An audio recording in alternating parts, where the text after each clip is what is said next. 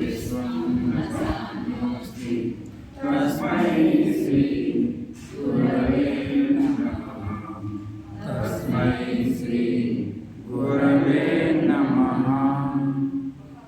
ओम नमो श्री साईनाथाय नमो श्री गुरुदेव दत्तात्रेयाय नमो श्री सुंदरेतु व्रतवाग्याय जन्मदिन पत्नी नमस्कार ఇది కాకపోతే లేదు గురుదేవుడికి నమస్కారం స్వాగతులతో సత్సంగాన్ని చేసిన సాయినాథ్ నమస్కారం చూడమ్మా పరమభద్రుడు సద్గురు సాయినాథ సత్సంగంలో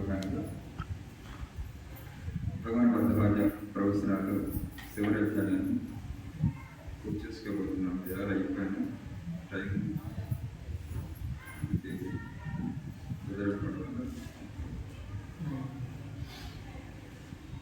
భగవంతుడు సృష్టి యొక్క తత్వం గురించి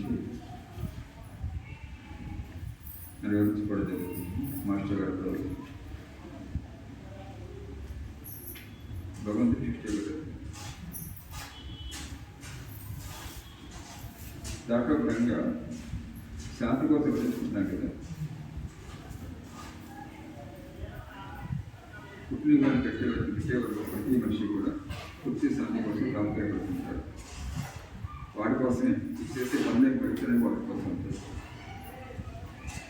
అయితే అది భౌతిక వస్తువులను ఉందని చెప్పేసి భ్రమిస్తూ దానికోసం పాటపడుతుంది. అలాగే అక్షర వర్గాలు ఉందని చెప్పేసి అక్షర వర్గాలకి గురువు ఇలా ప్రపంచంలో చూసుకోవడం తప్ప అసలు వాస్తవానికి ఎక్కడ ఉంది ఏంటనేది దానికోసం అవగాహన చేసుకుని ఆ రీతిగా ప్రయత్నం చేసే ప్రయత్నం జరగడం పరిస్థితి.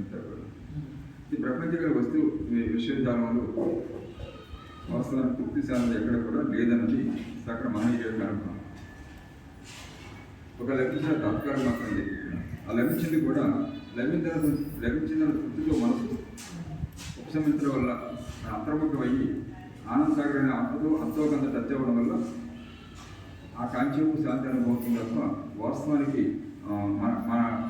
మనం ఆశించిన కోరిక వల్ల నెరవేరడం వచ్చిన శాంతి కాదు, దానికో శాంతి కాదు.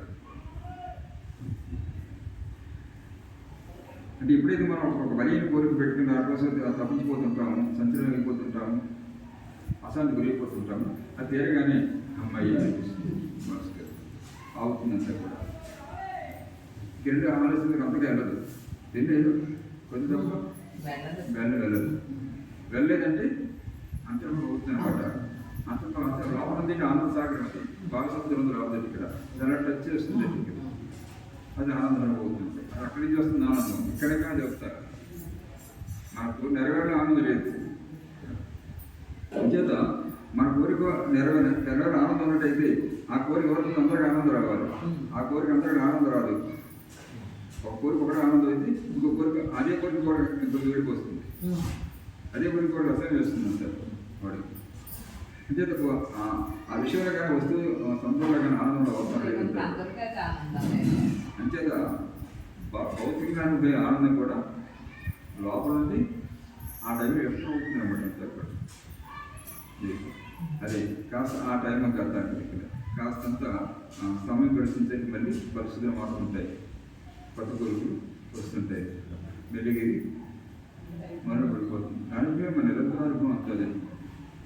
అదే మీరు దొరకదాకా బాగా సంపర్కం మరి ఫుడ్ నిలబెట్టుకుని ఇదంతా కోరికలు పుట్టగలంటారు.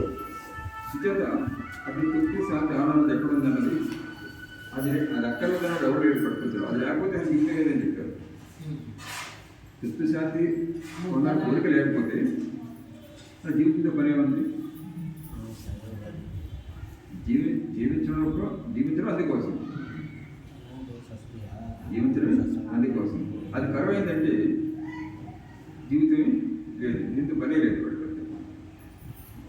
అంటే అది ఇప్పుడు కొంచెం సూక్ష్మంగా ఆలోచించంతా కూడా ఇదంతా మనం జరుగుతున్న వ్యవహారం, కానీ దాన్ని ప్రత్యేకించి ఆయన పదవులుగా అక్కడ వెళ్ళిపోవడం తప్పదండి. ఎక్కడ మన అశాంతి కోల్పోతున్నాము, ఎక్కడ తృప్తిని కోల్పోతున్నాము, ఏ విధంగా అయితే ఆ తృప్తి శాంతి మనం పొందగలుగుతాము, దాని గురించి వివేకంతో చేయనంతా కూడా అంచేత కాబట్టి నాకు శాంతి అవసరం లేదు అనడం కంటే హాస్యాస్పదమైన మాట ఇంకోటి అంటారు మనిషి.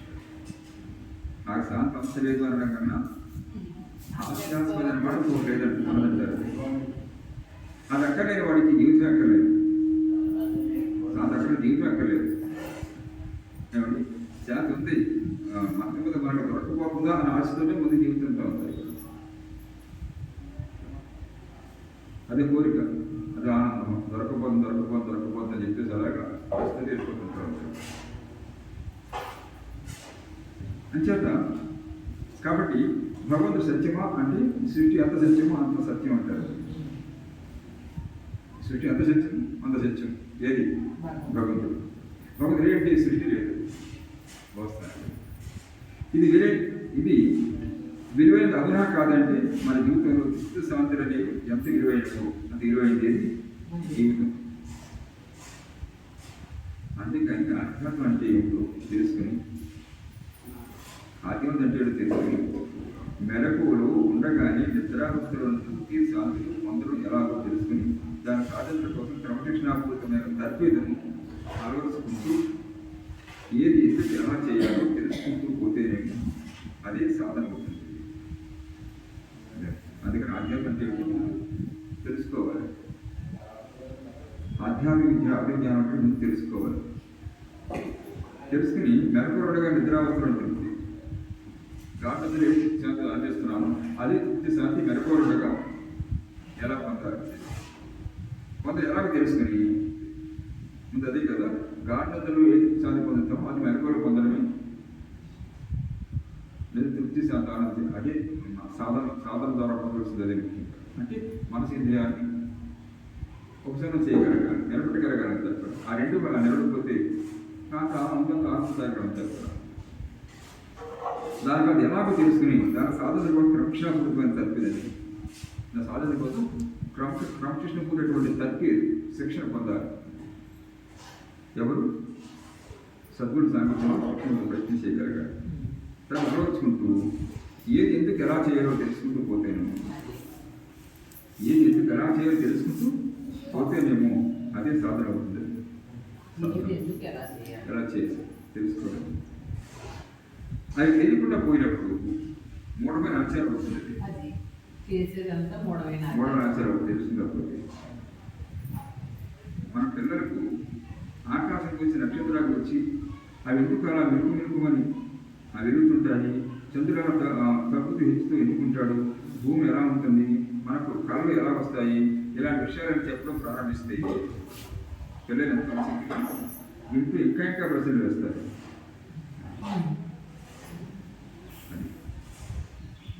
మన పిల్లలకు ఆకాశం గురించి నక్షత్రాల గురించి అవి ఎందుకు అలా వెలుగుకొని వెలుగుతుంటాయి, ఎవరికి మనకి అవగాహన అయ్యే విధంగా చక్కగా చెప్పామనుకోండి.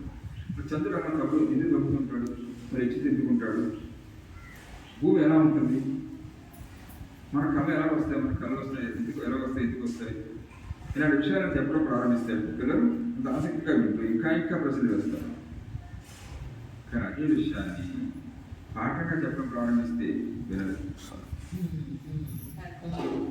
చర్చ జరగాలన్నమాట.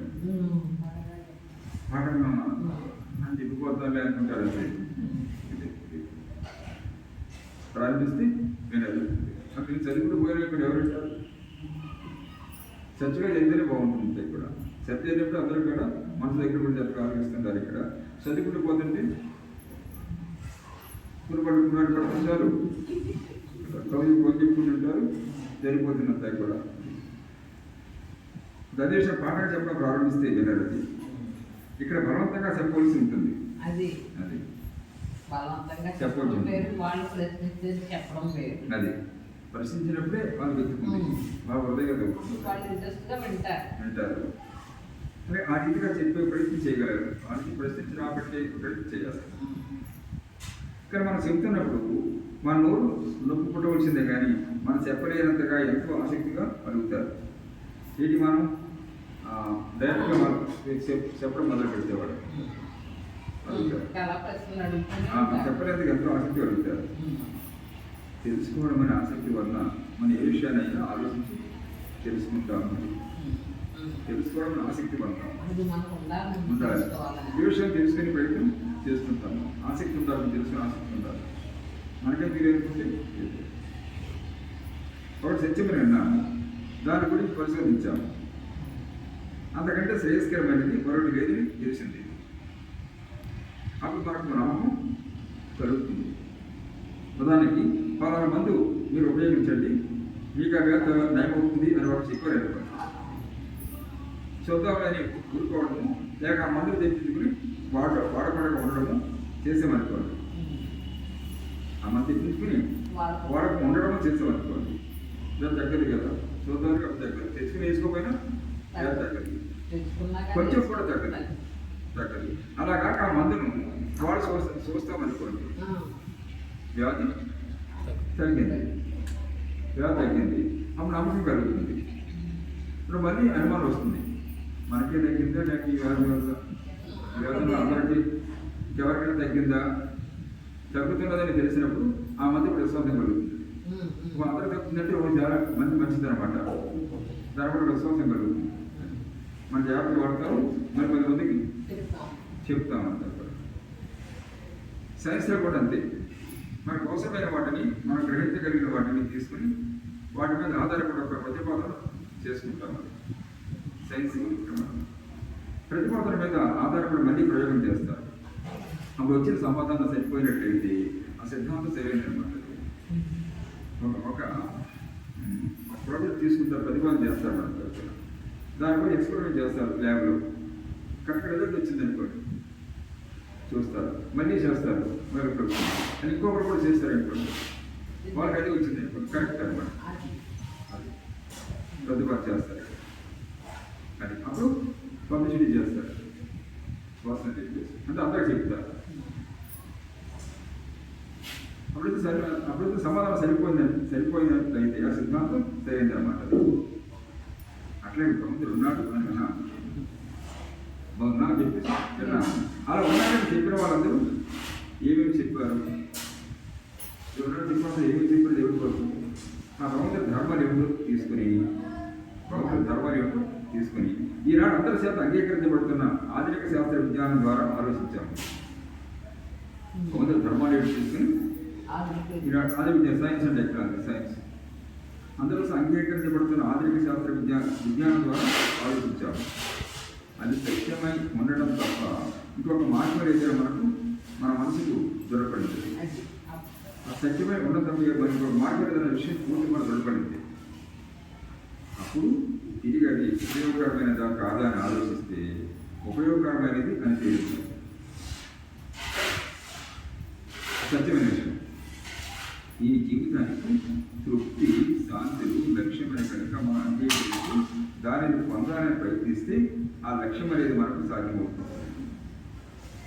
అదేవిధంగా జీవితానికి తృప్తి, శాంతి లక్ష్యమైన కనుక మనం అంగీకరించి దాన్ని పొందాలని ప్రయత్నిస్తే ఆ లక్ష్యం అనేది మనకు సాధ్యమవుతుంది, లక్ష్యం సాధ్యమవుతుంది.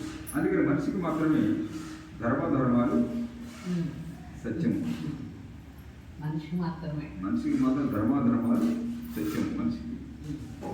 మనిషి మాత్రం జీవిత గమ్యాన్ని అర్థం చేసుకోగలుగుతాడు. ఆ బుద్ధి జ్ఞానం భగవంతుడు మానవుడికి ఇచ్చాడు, మిగతా జీవులకి అది లేదు. కొన్ని పరిమితుల్లో మాత్రం అది కొంత వ్యవహారాలు అర్థం చేసుకుని నాకు కావాల్సింది ఇది అని తీర్మానించుకోగలుగుతాడు. ఎవరు మానవుడికి ఒక్కడికి విషయం అర్థం చేసుకుని నాకు కావాల్సిన తీర్మానించగలిసిన సామర్థ్యం మానవుడికి ఉంది. అందుకు కావలసిన విధంగా పథకం వేసుకోగలుగుతాడు. దానికి కావాల్సిన ఒక పథకం వేసుకుంటాడు. ఏంటి దానికి కావాల్సింది ఎలా పొందాలో దానికి ఒక పథకం ప్రణాళిక వేసుకుంటాడు, ఆచరించగలుగుతాడు, దాని ఆచరిస్తాడు. తనకు తృప్తి, శాంతి కావాలి కనుక వాటిని పొందవలసిన మార్గం ఇది అని తెలుసుకుని దానికోసం అన్వేషించుకుంటూ ఆ ప్రక్రియలు తనను నిగ్రహించుకుంటూ రాగద్వేషాలను అదుపులోకి తెచ్చుకోగలరు. తన తృప్తి, శాంతి కావాలి కనుక వాటిని పొందవలసిన మార్గం ఇది అని తెలుసుకుంటాడు. ఎలా తృప్తి శాంతి ఎక్కడ వస్తే ఎలా తెలుసుకుంటాడు, ఎలాగ పొందగలరో తెలుసుకుంటాడు. మానవుడి యొక్క వచనాలు తెలుసుకుంటాడు. తెలుసుకుని దానికోసం అన్వేషణ చేస్తే తృప్తి శాంతి కోసం ఆ ప్రక్రియలో తనను నిగ్రహించుకుంటుంది. ఆ ఆ ప్రక్రియలో తను ఎక్కడి నుంచి కొంత రాగద్వేషాలతో లోపలికి తెచ్చుకోగలరు. ద్వేషాలు మనుషుల మీద కొన్ని ద్వేషాలు ఈ కంట్రోల్కి తెచ్చుకో ఉంటాడు. అంటే సంతృష్టి ఉండగలుగుతారు. కొన్నిటి మీదకి అది ఆ బలహీనత నుంచి రాగద్వేషం బలహీనత బయటపడగలుగుతారు. సంతృష్టి ఉండగలుగుతారు. అంటే దేనిని ప్రేమించడం దేనిని దేశించడం కాకుండా సంతృష్టితో ఉండగల స్థాయి పొందగలుగుతారు. ఇది మన ఇది ద్వారా ఆనీయ వాక్యాలు వచనాలు ఆ యొక్క ఆచరణపూర్వక జీవితాన్ని అవగాహన చేసుకుని ఆ రీతిలో తాను కూడా సాధన చేసి మనసు విద్యాన్ని గ్రహించి ఆ స్థితిని పొందగలుగుతాడు. సాధన అదే కదా, ఆధ్యాత్మిక సాధన అదే. ఆ విధంగా సమాజంలో ధర్మాన్ని నిలబెట్టగలుగుతాడు. తాను ఆచరించడం ద్వారా నిలబెట్టగలుగుతాడు. అంటే సామర్థ్యం గలవాడు కనుక మనిషి అన్నారు. మనిషి ఆ సామర్థ్యం ఉన్నవాడు మనిషి. అది లేకపోతే మనిషి ఎలాగవుతాడు? పశువాడికి తేడా ఉంది అదనమాట. అంటే బతులు పశువులో ప్రవర్తిస్తున్నాడంటే పశు ప్రవృత్తి అది కలికాలం బాగా వచ్చేస్తుంది. పశు ప్రవృత్తి చాలా వరకు వచ్చేసింది. కలికాలం పశు ప్రవృత్తి వచ్చేసింది చాలా వరకు. అంటే సామర్థ్యం రావడం కానీ మనిషి అన్నారు. ఇక మానవుడికి ఆ సామర్థ్యం ఉంది. మిగతా దేవుడికి మనసు కలిగిన వాడు కనుక మనిషి. మనసు కలిగిన వాడు కనుక మనిషి. మనసు అంటే ఇట్టి యోచన, ఇది నాకు అక్కర్లేదు, ఇది నాకు కావాలి అని యోచించగలిగిన వాడు మనిషి. అందుకని భగవంతుడు అంటే ఉన్నాడని కానీ లేడని కానీ తెలుసుకోవడం అనేది నిజమైన జిజ్ఞాస. ఉన్నాడు కానీ లేడని కానీ తెలుసుకోవడం నిజమైన జిజ్ఞాస. ఇది విశ్వాసం మీద ప్రశ్న కాదు. విశ్వాసం మీద ప్రశ్న కాదు. ఇక్కడ ఒక పదార్థం ఉన్నదా లేదా అంటే ఉన్నదనో లేదనో గుర్తించడమే జిజ్ఞాస. అది ఉందా లేదా జిజ్ఞాస, గుర్తించగలగాలి జిజ్ఞాస. దాన్ని విశ్వసించడం అలాగే ఉపయోగించడం తర్వాత సంగతి అన్నమాట. అది ఉందా లేదా గుర్తించడం జిజ్ఞాస. ఉపయోగించడం తర్వాత సంగతి. ముందు గుర్తించాలి. ముందు ఉందా లేదని గుర్తించాలి. అందుకే మనకు స్వాధ్యాయ ప్రవసనాల ద్వారా ప్రత్యక్ష కోసం కాని దాని పట్ల విశ్వాసం పొందవలసినది గుడ్డుగా నమ్మొద్దని చెప్పారు. అందుకే మనకు అర్థం ఏమన్నా అధ్యయనం చేయబాగా ప్రవేశించి మాట్లాడదానికి అధ్యయనం చేయి బాగా ప్రవేశించు. దాని ద్వారా ప్రత్యక్ష కోసం కాని దాని పట్ల నువ్వు ప్రత్యక్షంగా కనిపించే దాని పట్ల విశ్వాసం పొందవలసినది గుడ్డుగా నమ్మొద్దని చెప్పారు. గుడ్డుగా దేన్ని నమ్మద్దు. నువ్వు స్వానుభవంలోకి రావాలి. గుడిగా నమ్మద్దు. గుడిగా ఎప్పుడైనా పోతుంది అంతే కదా. ఇప్పుడు అంతా దేవుడు ఉన్నాడు అంటున్నాం. హృదయంగా అంతా విశ్వాసం గుడ్డిగా నమ్మడమే కదా చాలా వరకు అంటారు. అంచేది అలా అంచేది అది ఇక్కడ మన అంటే ఏదో గొప్ప దగ్గరికి ఉన్నాడంటాం అంటారు. అంతే కదా మన విశ్వాసం. దేవుడు ఉన్నాడంటారు అంటారు. నిలబడడం అంటే మాటలు ఎన్ని గొప్పలు తగిన ఉన్నాడు అన్న స్థితి పోకుండా ఉండాలి. అనుకున్నాము కదా. చూడండి, బిడ్డ కామెంట్ చేసినప్పుడు, భర్త కామెంట్ చేసినప్పుడు పక్కన పొలికమ్మలు వెళ్ళమ్మలు పొలంలో వెళ్ళి అయ్యో అమ్మ అమ్మ అమ్మ ఎంత జరిగిపోయిందమ్మా నీకు, దేవుడు ఎంత అన్యాయం చేయడమ్మా అని అంటే ఆ సంబంధం ఎక్కువగా ఉంటారు. చెంప చెల్లెల్లో కొట్టిదనమాట అందరు వేళకి. దేవుడు అన్యాయం చేయడం దేవుడు ప్రశ్న. దేవుడు అన్యాయం తీసేస్తాడు. చాలా ఆవి చెప్తే రాదు. దేవుడు అన్యాయం చేయకూడదు. అసలు అదేనా ఆయన పని? అంత గొప్ప చెప్తారు మాత్రం.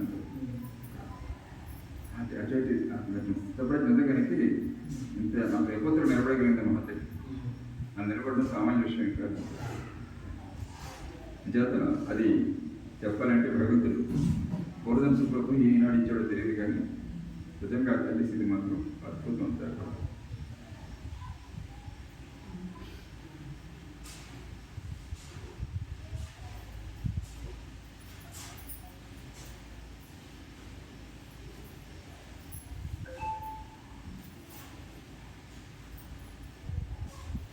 ఇది గుడిగా రమ్మని చెప్పారు కదా. భగవద్గీత శ్రీకృష్ణుడు ఏం చెప్పాడంటే, సత్వగుణము, రజోగుణము, తమోగుణము అనేవి ఉన్నాయి. సత్వగుణము, రజోగుణము, తమోగుణం ఉన్నాయి. రజోగుణము, తమోగుణము గలవారు సరిగా అర్థం చేసుకోవడానికి ప్రయత్నం చేయరు. అసలు సత్వం అంటే ఏమిటో తెలుసుకోవాలనే జిజ్ఞాస పేరు సత్వగుణ ప్రధానమైన జిజ్ఞాస లేక బుద్ధి. అది సత్వం ఉంటేనే జిజ్ఞాస వస్తుంది. సత్తుకున్న వాడికి తెలుసుకోవాలని తపన వస్తుంది. సత్వం లేకపోతే అసలు ఆ తపనే రాదు, ఆలోచనే రాదు.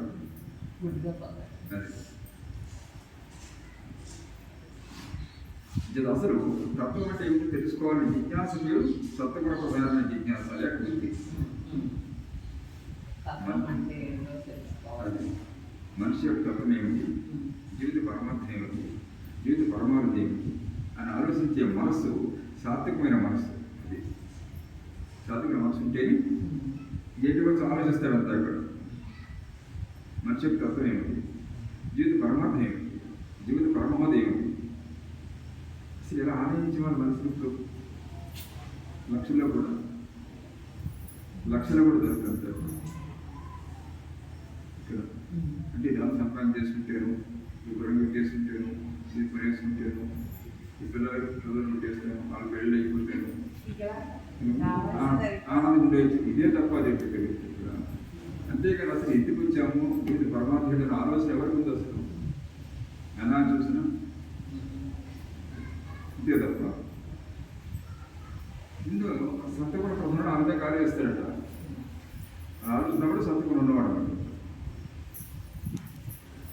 తత్వం ఏమిటి, జీవిత పరమాత్మ ఏమిటి, జీవిత పరమాత్మ ఏమిటి అని ఆలోచించే మనసు సాత్వికమైన మనసు. అది చేసే యోచన, జ్ఞాన సంపాదన సాత్వికమైనది.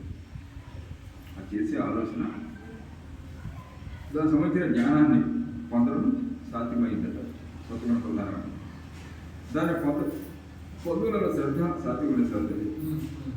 అటువంటి జ్ఞానం పొందడం శ్రద్ధ సాత్వికమైన శ్రద్ధ. అందుకోసం చేసే కర్మలన్నీ కూడా సాత్వికమైనవి. సాత్వికమైనవి. అట్లా కాకుండా కర్మలు ఉండేవారు గుడ్డుగా చేసినా సరైన ఫలితం రాదు. అట్లా కాకుండా కర్మలు ఉండేవారు గుడ్డుగా చేసినా సరైన ఫలితం రాదు అని గీతలు స్పష్టంగా చెప్పారు. అట్లా కాకుండా కర్మలు ఉండేవారు గట్టిగా చేసిన సరైన ఫలితం రాజని గీత స్పష్టంగా చెప్పారు. చేయడం అదే కర్మం చేస్తారు వాడు కూడా. అంటే ఆ కర్మల వాళ్ళు తెలుసుకోలేకపోతారు. ఇప్పుడు ఇద్దరు ఒకలాంటి కర్మలో చేస్తారు. తెలుసుకున్న వాడు చేయడం వేరు, తెలియకుండా తెలుసుకోకుండా గుడ్డిగా చేసేవాడు అంచేది వాడికి తెలియదు. అందుకని మరి జీవిత పరమాత్మ గురించి స్పష్టంగా తెలుసుకుని జీవించడం మానవ యొక్క లక్ష్యం. జీవిత పరమాత్మ స్పష్టంగా తెలుసుకోవాలి. తెలుసుకుని జీవించడం మానవ యొక్క లక్ష్యం అంటారు. ఇక్కడ జీవిత పరమావధి తెలుసుకుని జీవించడం మానవ యొక్క పరమ లక్ష్యం. తెలుసుకున్నవాడు జీవిస్తాడు, తెలుసుకున్నవాడు జీవిస్తాడు. వాడికి ఆడికి ఒకటి కాదు. అంటే ఇది కలిగిన వాడు కనుక మనిషి అన్నారు వాడిని. అది మనిషిని ఎంతమంది ఉంటారో చూస్తుంది. మనిషి అన్నవాడు ఎంతమంది ఉంటారు. అదే మానవుడికి మిగతా జీవునికి తేడా అదే అంటారు. ఏమిటి ఎంత చిత్రం ఉంది. సత్సంగానికి వచ్చారండి, మా 50 రూపాయలు నేను మీరు పదండి, మీరు రెండంటే ఇక్కడ మేము ఎందుకు మా ఆవిడ వచ్చింది కదండి బయటకు కౌలు చెప్తారు వచ్చారు. అరే చక్కగా పవిత్ర ఆలయంలో సత్సంగం జరుగుతుంది కదండి కదా, మనం కూడా కూర్చోవచ్చు కదా, కొంచెం నాకు మంచి విషయాలు వినొచ్చు కదా. అసలు సస్యం ప్రాణవది కదా మనసు, అసలు కూడా ప్రాణవది కదా అసలు మనసు. ఇంత కరడి కట్టిపోయినటువంటి మనసు బాగా పెరిగిపోయింది చెప్పండి, ప్రాణం దగ్గర కూడా. అంటే అది మనకు అవసరం అంటావా, మన పని ఉందని ఏదైనా ఈ విధంగా ఆలోచిస్తారు, అది రివర్స్ ఆలోచిస్తారు అదంతా. ఇందాక ఆయన చెప్పిన రామాయణం గురించి చెప్పమంటే రాముడు వీడు అవునంటే అలా చెప్తారు అని తెలుసు.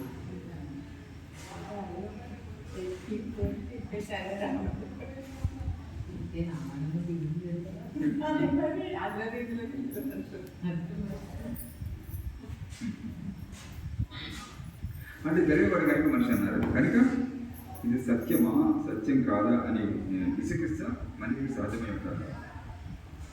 సత్యమా సత్యం కాదా అని విసిగిస్త మనిషికి సాధ్యమై ఉండాలి, సహజంగా తెలుసుకో, సహజపరమై ఉండాలి. ఇది సత్యమా సత్యం కాదనేది ఆలోచించే జ్ఞానం సహజంగా ఉండాలి.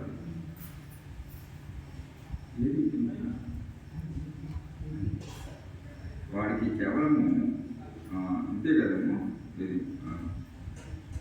రాగ వ్యవసాయాలు అంతే, అది ఇష్టమైన సత్యం, ఇష్టమైన సత్యం కాదు అంతే, ఆలోచన లేదు. అది ఏది ఇష్టమో అది సత్యం, అది ఏది ఇష్టం కాదు సత్యం కాదు. కానీ సత్యం అసత్యం, ఇది సత్యాసత్యం కాదా అని విశిస్తే మనిషికి సాధమే అంటారు. లేకపోతే మనిషికి ఇంతటి శాస్త్ర విజ్ఞానం ఎందుకు, మనిషికి శాస్త్రం చేయడం ఎందుకు, నక్షత్రాలు ఎట్లా ఉంటే మనకెందుకు, భూమి ఎట్లా ఉంటే మనకెందుకు, చంద్రుడు ఎట్లా ఉంటే మనకెందుకు, ఈ సైన్స్ అంతా ఎందుకు, టెక్నాలజీ ఎందుకు అంటే ఆ తెలుసుకోవాలని జిజ్ఞాస. అందుకని ఇది నిజంగా ఉన్నదా, సైన్స్ పరంగా నిరూపించబడిందా, అది చూసినప్పుడు అది సాధించిన వాళ్ళు ఏదైతే చెప్పారో అవన్నీ నాడు సైన్స్ పరంగా నిరూపణ అవుతున్నాయి. చెప్పారు నిరూపణ అవుతున్నాయి. సిద్ధనాకార్జునుడు ఏదైతే చెప్పాడో ఇప్పుడు ఆధునిక శాస్త్రజ్ఞులు అది చెప్తున్నారు.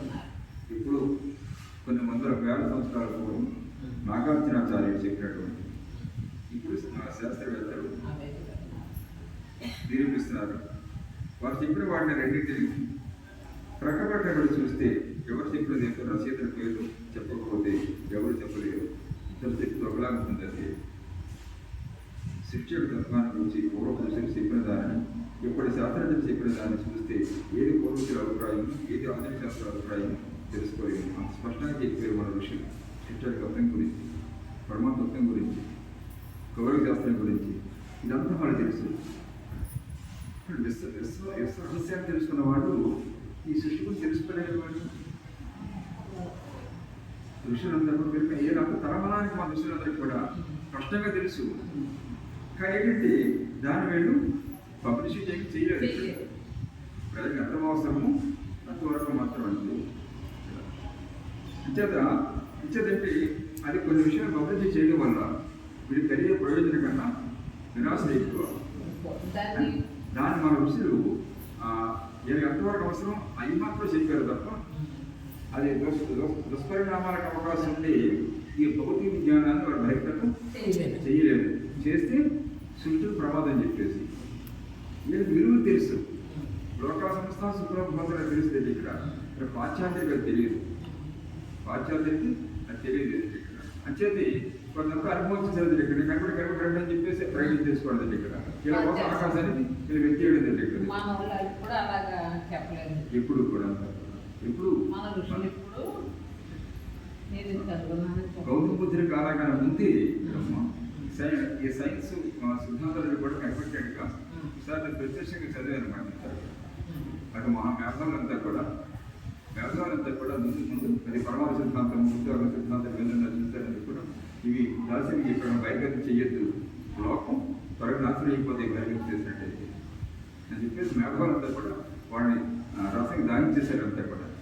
బైబిల్ చేసి చెప్పారు అన్నదాలు పెట్టడానికి ప్రయత్నం చేసి ఇంత లోపల ఎక్కువ అనే అవకాశం లేదు. అది అంతవరకు తెలుస్తుంది కదా.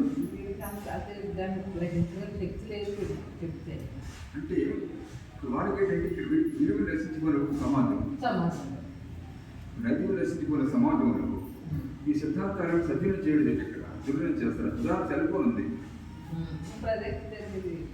సెల్ ఫోన్ ఉంది, టీవీలు ఉన్నాయి. వచ్చిన తర్వాత ఇప్పుడు 100,000 పోయి అంతా కూడా ఇదివరకు 10 మంది కూర్చొని మనిషికి మాట్లాడుకున్నారు. సరిగ్గా 10 మందికి మనిషికి మాట్లాడుకున్నారు, కష్టం తిప్పుకునేవారు. ఏమి లేవు అంతా కూడా. వండావా, పెట్టావా, తిన్నావా, వెళ్ళిపోయింది. ఇక్కడ నువ్వు చూసిన కష్టము సుఖము వాళ్ళు ఇలాగా మంచి చెడ్డగా మాట్లాడుకునేది అంతగా కనపట్లేదు. ఉండిపోతే అది కూడా పోతుంది. ఉండిపోతుంది ఎవరికాడితే ఇక్కడ ఇలా బంద్ అయిపోతారు అంతే. ఎదురు వచ్చి 10 మంది కనపడేవారు, చెప్పడం కనపడలేదు, ఆడవాళ్ళు కనపడలేదు. అంతే ఆడవాళ్ళు ఎలాగా ఇలా అయిపోతారు అంతే.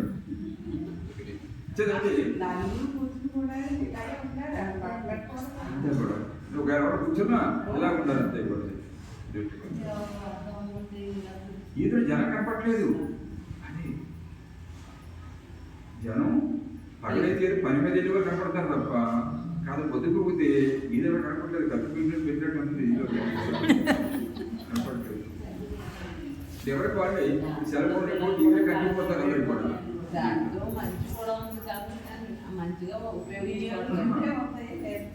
మానవ సంబంధాలు మధ్య నిర్వీర్య పరిస్థితి ఏర్పడుతుంది.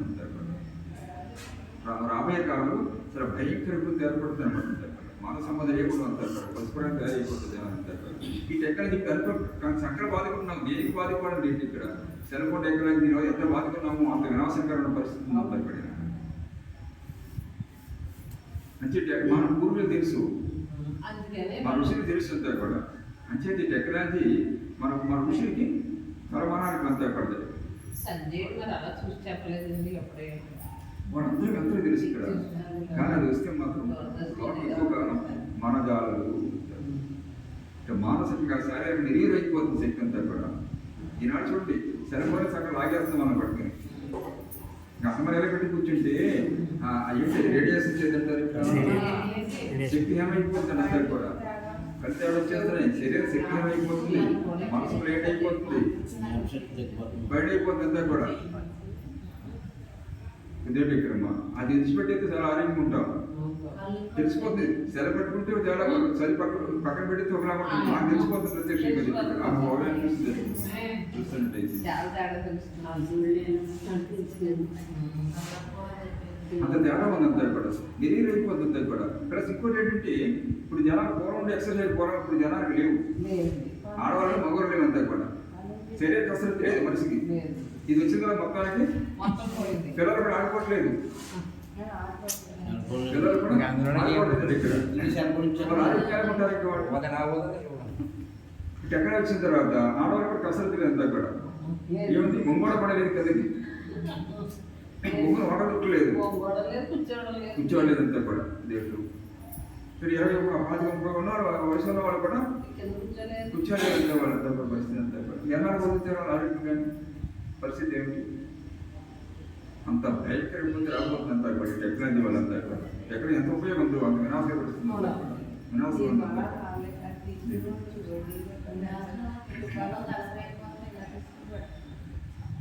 ఇదంతా కూడా మన పూర్వీకులకి తెలుస్తుంది కూడా. చూడండి మన ఆరోగ్యత ఎంత అద్భుతం పడ్డా చూడండి. ఆరోగ్యత ఎంత గొప్పకుండా మన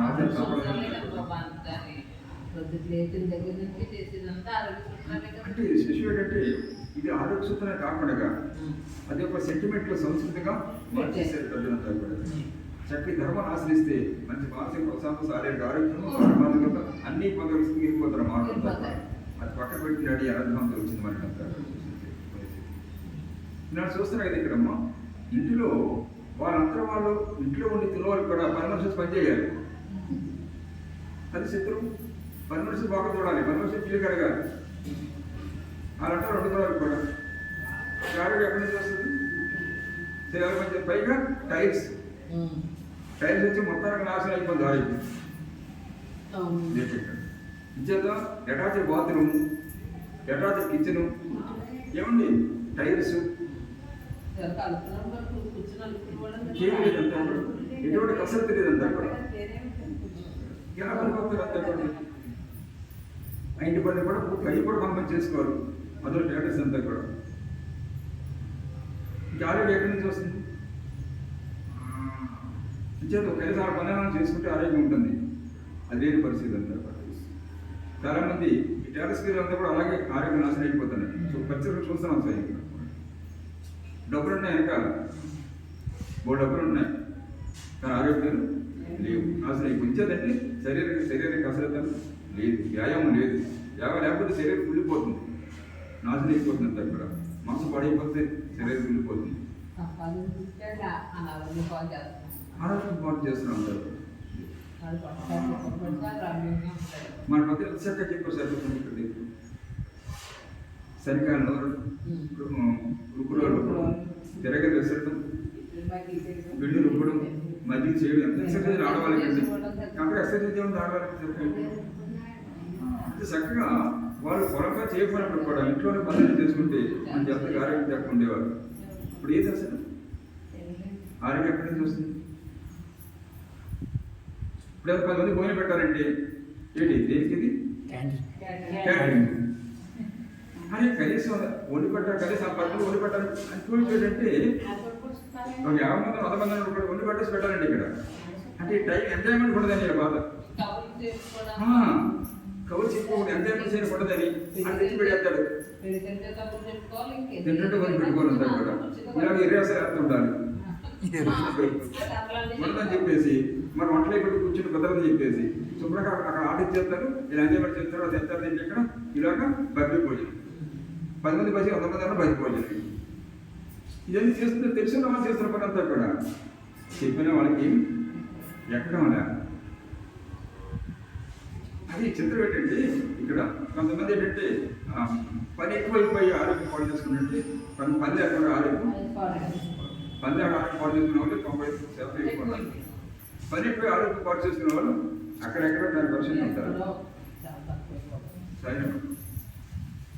ఉంటారు అంతా కూడా అంచేత ఈ సైన్స్ అన్నది మరి కొత్త ఏమి కృషి అంత మేధావి లేకుండా వాళ్ళు భవిష్యత్ దృష్టి అంతా కూడా వాళ్ళు తెలిసి భవిష్యత్తు ఆగిపోతుంది అంతా కూడా ఈ బహిర్గతం చేస్తే ఆగిపోతుందని తెలిసింది ఇక్కడ దీనివల్ల వచ్చే ఉపయోగం కన్నా దుష్పరిణామాలు ఎక్కువ సంచేతి వాటిని వాళ్ళు దూరంగా పెట్టారు ఇది ఆలోచిస్తే మనకు అర్థమవుతుంది అనమాట అంటే మనకు పెద్దలు కూడా చెప్పారు సార్ కానీ ఆలోచిస్తే మనకు కృషి ఎంత గొప్పవాడు ఎంత గొప్ప మార్గదర్శకాలు ఇచ్చారు సమాజానికి ఆశ్చర్యస్తుంది సైకి చూసినట్టయితే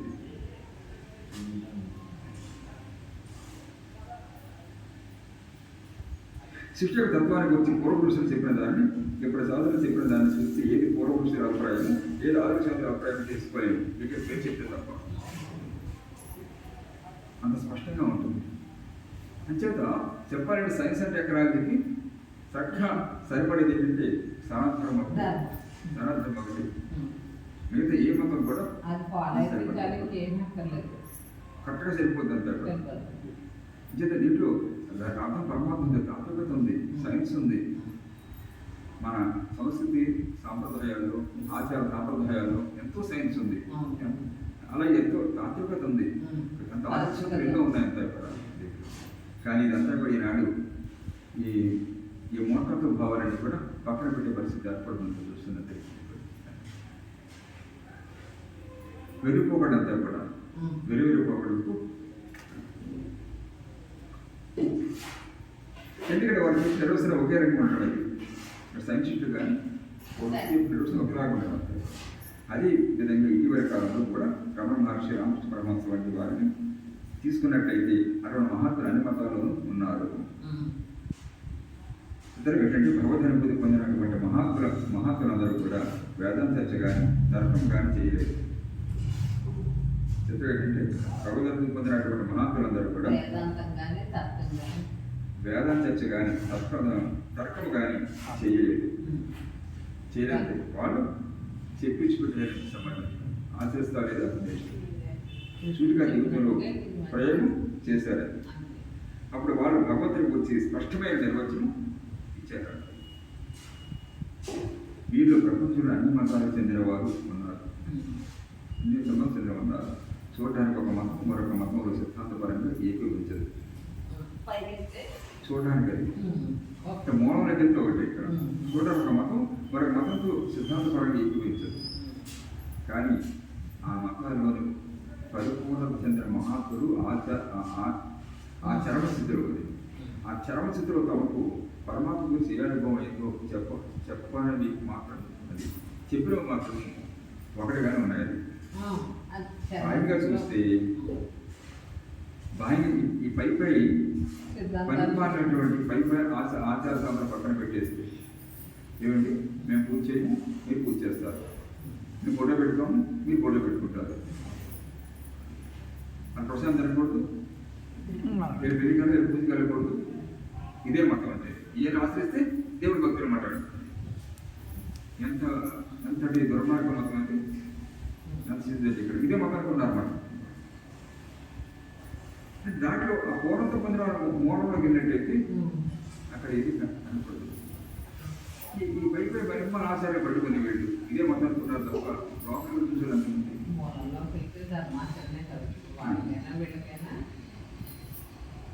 పాశ్చాత్య దేశాల మహాపండితులు ఒకరైన అతర్థన్ వివిధ దేశాల్లో పరిపూర్ణమైన మహాత్ముల చరిత్రలు వారి యొక్క అనుభూతులను గురించి వివరంగా తెలుసుకుంటూ వచ్చి ఒక్కొక్క గ్రంథం రాశారండి.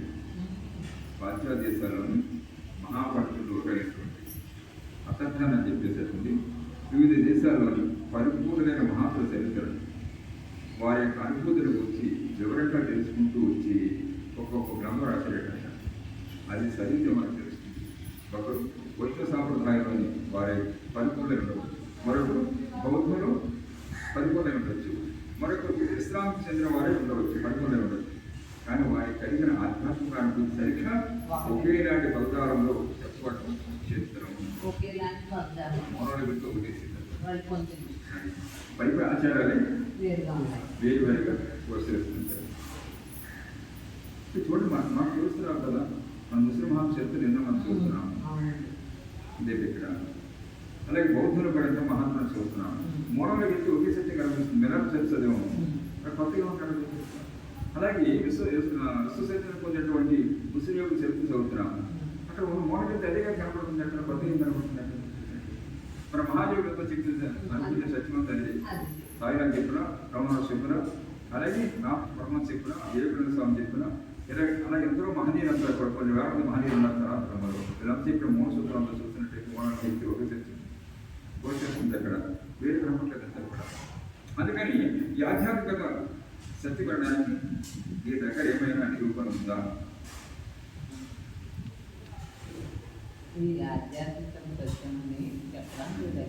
ఎవరికైనా ఆధ్యాత్మిక సరిగ్గా ఒకే పత్రాలను చెప్పడం చేస్తారు.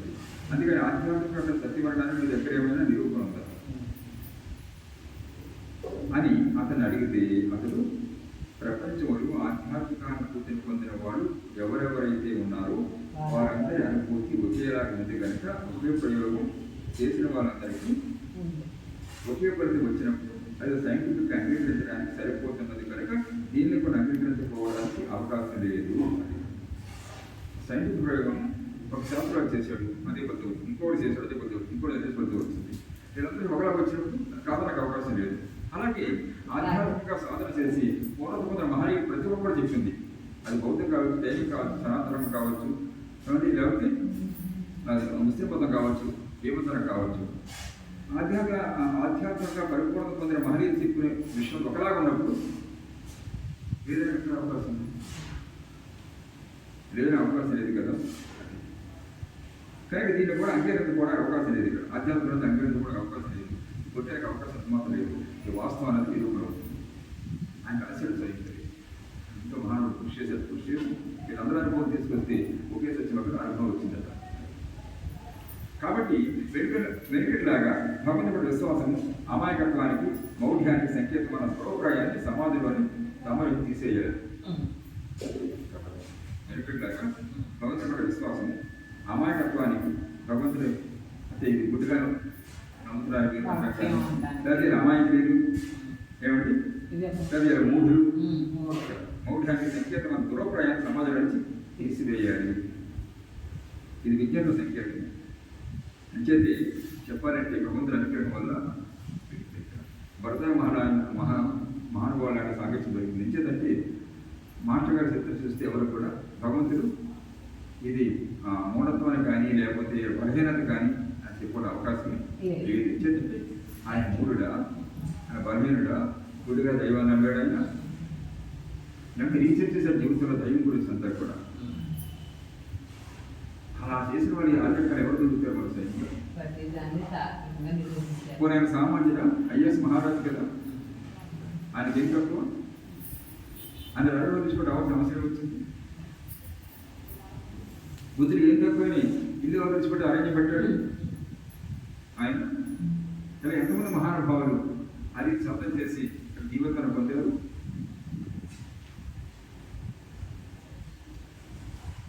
అంచేత ఇది విజ్ఞాన సంకేతం అంటారు. మనిషి యొక్క ఆలోచన సరళకి సంకేతం, జీవితాన్ని సాధకం చేసుకోవడానికి సంకేతం అన్న విషయం తెలియచెప్పాల్సిన బాధ్యత దాని విశ్వాసం కలిగి ఈ సూత్రాలను మూలంగా తీసుకుని కృషి చేయవలసిన అవసరం అందరి మీద ఉన్నదని గమనించాలి. ఈ ప్రయత్నం వల్ల మానవ జాతరికి ఆత్మవిశ్వాసం సృష్టించేటటువంటి అవకాశం మనం తెరించడానికి అవకాశం ఉన్నాయి. కాబట్టి ఈ ప్రయత్నం వల్ల మానవ జాతికి అంతటి ఆత్మవిశ్వాసం సృష్టించేటటువంటి అవకాశం మనం ధరించడానికి అవకాశం ఉన్నాయి. కాబట్టి తప్పక అటు ప్రయత్నం ప్రారంభమైనప్పుడు సమాజంలోని వ్యక్తుల స్వభావం మారుతూ వచ్చి జ్వరం అనేది దానంతటా అదే వస్తుంది అంటారు. జరగాలి, ప్రయత్నం జరగాలి. అటువంటి వాళ్ళు చాలామంది పుట్టుకు రావాలి. అలా తెలియజెప్పేవాళ్ళు, ఆచరించే వాళ్ళు పుట్టుకు రావాలి సమాజం. ఎక్కడో నూట ఎక్కడ ఉంటే ఒరిగితే ఉందండి ఏమిటి 1,00,000 మందిలో ఒకడు ఏదో చెప్తుంటే మిగతా అందరూ అదేదో ఏదో చెప్తాడు అనుకుంటుంది తప్ప అదే అలా చెప్పేవారు కావాలి. పూర్వం అట్లా బోధించేవారు. అది పూర్వం అటువంటి వాళ్ళు ఎంతోమంది బోధించేవారు. ఆయనకి సామాన్యులు కూడా చక్కగా ఆడుతుంది. అర్థమైపోయింది పరమాత్మ నడుతుంది చెప్పే మాట్లాడుతుంది. ఇక్కడ ఆమె చెప్పి నాకు కడువేరని చెప్పారంతే. ఈ ఆస్తికత కానీ దైవం విశ్వాసం కానీ గుడ్డి నమ్మకం సెంటిమెంట్ అని బలహీనత అని ఉన్న దురభిప్రాయాలను నిర్మూలించవలసిందిగా మనం చేస్తున్నానంటే కానీ ఈ ఆస్తికత కానీ దైవం మీద విశ్వాసము కానీ గుడ్డి నమ్మకం అని సెంటిమెంట్ అని ఇది ఒక బలహీనత అని ఉన్న దురభిప్రాయాలను నిర్మూలించవలసిందిగా మనం చేసుకుంటున్నారంటారు మనుషులు గారు.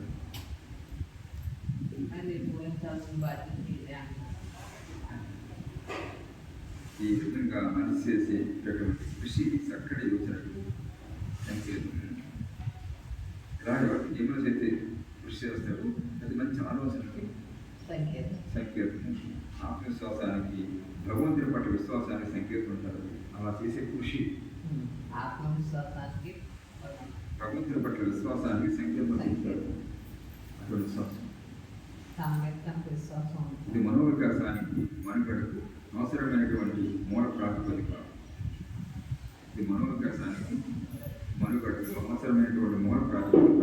ఇది సత్యము, ఉపయోగము అన్న విషయాన్ని సమాజానికి ఎన్ని విధాలు వీలైతే అన్ని విధాలు చెప్పుకుంటూ పోయినట్లయితే దేనికోసమైతే మనమందరం కృషి చేస్తున్నామో దాన్ని మనమందరం కలిసి సాధించగలుగుతామని మరొకసారి మనం చేసుకుంటూ మాస్టర్ గారు చెప్తారు. ఇది మనోవికాసానికి ఇటువంటి కృషి మానసిక వికాసం పొందడం కోసం అనే మనుగడకు అవసరమైనటువంటి మూల ప్రాతిపదిక. ఇది సత్యము, ఉపయోగము అన్న విషయాన్ని సమాజానికి ఎన్ని విధాలు వీలైతే అన్ని విధాలు చెప్పుకుంటూ పోయినట్లయితే దేనికోసమైతే మనమందరం కృషి చేస్తున్నామో దాన్ని మనమందరం కలిసి సాధించగలుగుతామని మరొకసారి మనం చేసుకుంటూ ఇటువంటి సదవకాశం ఇచ్చిన మీ అందరికీ కృతజ్ఞతలు చెబుతూ సెలవు తీసుకుంటున్నాను. ఓం సమృద్ధి సాయి నారాయణ ఈ పవిత్ర గ్రంథాన్ని ముగించాలి. అక్కడ కృషి జరగాలని చెప్తారు. అక్కడ కృషి చేసేవాళ్ళు కావాలంటే సత్యాన్ని వాళ్ళు దర్శించాలి. దర్శించిన సత్యాన్ని నిర్మమాటంగా సమాజానికి చెప్పగలగాలి. లీలామోహంగా నిర్మోహమాటంగా ఏమండి నిష్కామంగా చెప్పగలగాలి. అంతే తప్ప ముందు వీళ్ళంటే ముఖ్యంగా ఈ ధనధార విశ్వస్తు మోహాలు అన్నది ముందు సన్యాసి వాడికి ఉండకూడదు, ప్రవచనకర్తకు ఉండకూడదు. వీడు మనకి ఎన్ని లక్షలు ఇస్తాడు వాళ్ళు ఆలోచన ఉండకూడదు. మన ఆశ్రమం అది మన ఎన్ని కోట్లు కూడబెట్టాలి, ఏమండి మనం ఇవన్నీ లేకపోతే సంస్థల నిర్మాణం ఎలా చేయాలి అనేది ధనంతో ముడేస్తున్నాడంటే తనకి విశ్వాసం లేదనమాట. తను వెనుకున్నవాడు ఒక సమస్యలో విశ్వాసం లేదు కదా. అంటే విషయం ఏంటంటే ఇప్పుడు వీళ్ళ బలహీన దృష్టిలో పెట్టుకొని కొన్ని చిట్కాలు వేసుకొని అమాయకుల్ని ఆకట్టుకుంటారు. వాళ్ళు ఇచ్చే పనిసే ప్రధానం తీసుకున్నప్పుడు సత్యం ఎలా చెప్పగలుగుతారు? నిర్మోహమాటంగా చెప్పలేరు అక్కడ, చెప్పలేదు. అలాగే ధర్మ ప్రసారం జరగాలి కదా. ధర్మ ప్రసారం ఏంటంటే ఇప్పుడు ఆచరించుకున్న ప్రచారం ఎలా చేయగలరు? అది కూడా ఫేస్ టు ఫేస్ జరగాలంతా కూడా. అంటే ఏంటంటే మనకి ఏదో ఆన్లైన్ వచ్చిందనుకోండి, ఉన్నంతలో దాన్ని సద్వినియోగం చేసుకోవడం మంచిది. మనకి టీవీల ద్వారా, సెల్ ఫోన్ ద్వారా, లేకపోతే యూట్యూబ్ ద్వారా కూడా మంచిదే. కానీ అది అంత పూర్తి ప్రయోజనం కూడా కాదు. అది అందులో పార్టిసిపేట్ చేయడానికి అవ్వదు. వింటాం, అప్పుడు వినేసి వదిలేస్తాం. ఎలాగంటే ఇప్పుడు ఎవరు నిజంగా విజ్ఞాసం వాడు మాత్రమే చూస్తారు. దేవుడి గురించి మనకి దగ్గర తీసేది ఇక్కడ సినిమాలు లేకపోతే అదనపు విషయాలు ఇవన్నీ దేవుడు ఉంటాడు. అదే ఒక సన్యాసి స్వామి మన ఊరు వచ్చాడు అనుకోండి, వచ్చారనుకోండి, మన స్వామి వచ్చారు అంటే సన్యాసం పరిక్రమణ కదా. పరిక్రమణ వాడవాళ్ళ తిరిగి ధర్మప్రసాదం చెయ్యాలి. అది సన్యాసం చెయ్యాలి. వాసన సరస్సు మహారాజు చూడండి, వాసుదేవుడు ఆయన సామాన్యుడు, సాక్షాత్ దత్తాత్రేయ స్వరూపం అని చెప్పేసి సాక్షాత్ దత్తాత్రేయుడు అని చెప్పారు శంకరాచార్య. దత్తుడే అవతరించని చెప్పాడు. అక్కడ మహానుభావుడు ఆ సంవత్సర పర్యంతము వాడవాడ పరిక్రమణ చేశాడు. స్వయంగా రోజుకు ఊరు వెళ్ళి ధర్మప్రచారం కొనసాగించుకుంటూ వెళ్ళారు. మన చరిత్రగా అనేటువంటి మన దగ్గరలో ఆధునికాల్లో అవసరం మహానుభావుడు అక్కడే కనపడతాడు. గమనించి అంటే ధర్మ సన్యాస ధర్మాన్ని ఆవరణలో కూడా కనపడలేదు. వాసుదేవుడు కనపడతాడు. అని పరిక్రమణ చేసి వాడవాడ తిరిగి ధర్మం చేసిన ఎవరికి ఏ సన్యాసం కనపడదు చెప్పండి. 4 సంవత్సరాలు చేశారు. ప్రతి చోట కూడా చాతుర్మాసం 40. ఈవేళ ఇప్పుడు బ్రహ్మపుడు వచ్చారనుకోండి, ఆయన ఇక్కడ ఒక రామాలయం శివాలయం తీసుకునేవారు, అక్కడ విడిచి చేసేవారు. అక్కడ ఊళ్ళంతా కూడా అక్కడ చేయవారు. ఆ రాత్రి అక్కడ ధర్మప్రసాదం చేసేవారు. అవసరమైతే ఇంకొక రోజు ఉండేవారు, కలిపి 3 రోజులు ఉండేవారు, ధర్మప్రసాదం చేసేవారు. మళ్ళీ మన్నాడు పక్కకి వెళ్ళిపోయేవారు. మరి ఆ రోజు అక్కడ విడిచి చేసేవారు. అక్కడ ఆ రోజు ధర్మప్రసాదం చేసేవారు. అది అయిపోయేది. మళ్ళీ ఇంకో రోజు ఇంకో ఊరి నడిచి వెళ్ళిపోయేవారు. ఎవరు వచ్చారు కూడా ఎవరు రావద్దని చెప్పేవారు. ఎవరు రావద్దని చెప్పేవారు. తప్పనిసరి ఇద్దరు ముగ్గురు ఎవరు ఎత్తేవారు తప్ప. అది కొన్ని చోట అయితే అలా వదిలేవారు. అయితే కొన్ని చోట్ల మరో వ్యక్తి తెలివారు, మరో వ్యక్తి వెళ్ళిపోయారు కొన్ని చోట్ల అయితే. పైగా ఈ 100 భాగాలు కన్నా ఎవరు రాణించారు ఎక్కడెక్కడ. అది ధర్మప్రసారం అంటే అలా చేసుకుంటారు. పూర్వం 70 ఇప్పుడు కూడా ఎంతమంది సన్యాసులు ఉన్నారు, ఎంతమంది ఆశ్రయం, ఎంతమంది స్వామీజీలు ఉన్నారు. అలాంటి సన్యాసులు రావాలి కదా. ఇప్పుడు మన్నాడు వెళ్తే ఎవరు రాకపోవచ్చు. కానీ పరిపూర్ణ సంవత్సరాలని తెలిసిందని కూడా కాదు. 10 మంది వస్తారు కదా. చక్కగా రామారావు కూర్చొని ఒక గంట సేపు ధర్మప్రసాద ప్రవచనం చేయొచ్చు కదా. ఈవేళ కనుకో రేపు పెళ్ళాక పెళ్ళి ఎలా చేయొచ్చు కదా. ఎందుకు అలా చేయలేదు?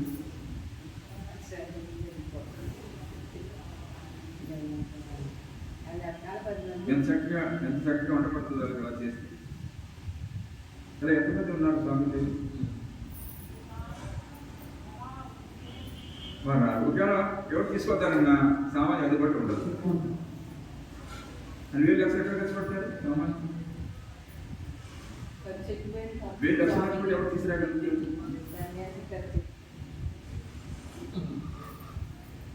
అంతే కదా. ఎవరు తీసుకురావాలన్నా లక్షలు ఉండాలి. పరిస్థితి ఏంటి పరిస్థితి? స్వామి అలా తయారయ్యారు. ఇప్పుడు గుళ్ళేకైతే టికెట్ 300 టికెట్, 500 టికెట్, 1000 రూపాయలు టికెట్, 3000 టికెట్, 10,000 టికెట్. 10,000 టికెట్ అయితే గర్భగుడికి అంగప్రసాదం చేసేయచ్చట, అది చేసేయచ్చట, లేకపోతే చేసేయచ్చట అని చెప్పారు. అసలు దేవుడికి హత్యకి సంబంధం ఏంటి అసలు? ఎంత వ్యాపారం అయిపోయింది.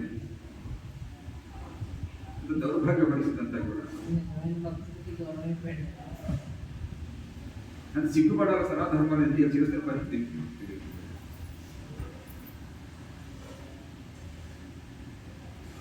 అదే చర్చిలే కానీ మసీదులే కానీ అటువంటి టికెట్ ఏమైనా ఉన్నాయా? ఉన్నాయి, అక్కడ పెట్టారు. మరి మనం ఎందుకు పెడుతున్నారు? ఈ దుస్థితి ఏంటి? ఎంత హాస్యాస్పదంగా. 3,000 టికెట్ పట్టుకుంటే అనుగ్రహిస్తాడు దేవుడు. ఉత్తిన ఫ్రీగా వెళ్ళేవాడు అనుగ్రహిస్తాడు దేవుడు. భగవతత్వం కాదు కదా అది. అటువంటి దుస్థితి అంతా చేత అటువంటి ధర్మసం జరగాలంటే దశకావంటి మహాయోగులు రావాలి. భద్ర మహారాజు వాడు, వాసన సత్య మహారాజు వాడు మహానుభావులు రావాలి, సమాజం రావాలి. వాళ్ళ సర్వశబ్దాలు ఇక్కడ వాళ్ళు వాడవాడి ధర్మప్రసాద్ చేయగలగాలి. ఆ పరిస్థితి రావాలందరూ. ఇది ఎటువంటి వాళ్ళు ఎవరు కనపడుతుందా? ఆ ప్రకృతి ఎవరు కనపడలేదు. ఎవరిని వచ్చినా వెనకాల 200 మంది ఉద్యమాలుగా రావాలి. హైటెక్లో వస్తారు, హైటెక్లో వస్తారని చెప్పండి. ఇది సింపుల్గా సామాన్యంగా పరిక్రమ చేసే ఎవరు ఉన్నారు?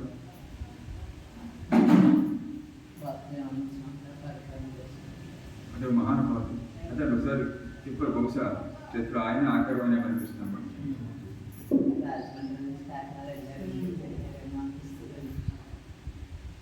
ఎంత పరిక్రమ చేశారు మహానుభావుడు సరిగ్గా.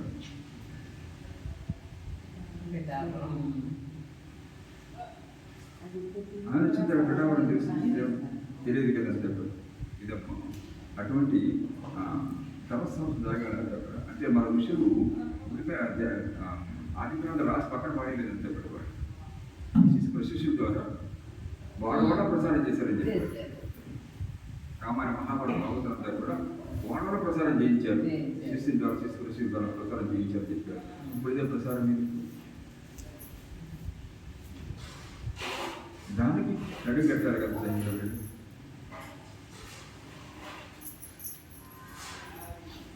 ఇదమ్మా సరే. మరి అటువంటి సత్సాంప్రదాయమే సత్సంగ సంప్రదాయం. మాస్టర్ గారు అయితే చెప్తారు ఇక్కడ నువ్వు సత్సంగం ఉన్న చోట సత్సంగం పెట్టు, అదే లక్ష్యం ఇచ్చినట్టు చెప్పాడు మాస్టర్ సార్. అది సత్సంగం పెట్టు అదే నా లక్ష్యం ఇచ్చినట్టు నాకు చెప్పాడు మాస్టర్ గారు. ఇది ఎంతో కొంత జాగ్రత్త వస్తుంది కదా సమాజం. ఇదమ్మా సరే. బాబా నిర్దేశించడం వల్ల మరి ఎందుకంటే మనము ఏది భావార్థ రామాయణ కాన్సెప్ట్ చదువుకుంటూ దాని ఆటలో వచ్చాము.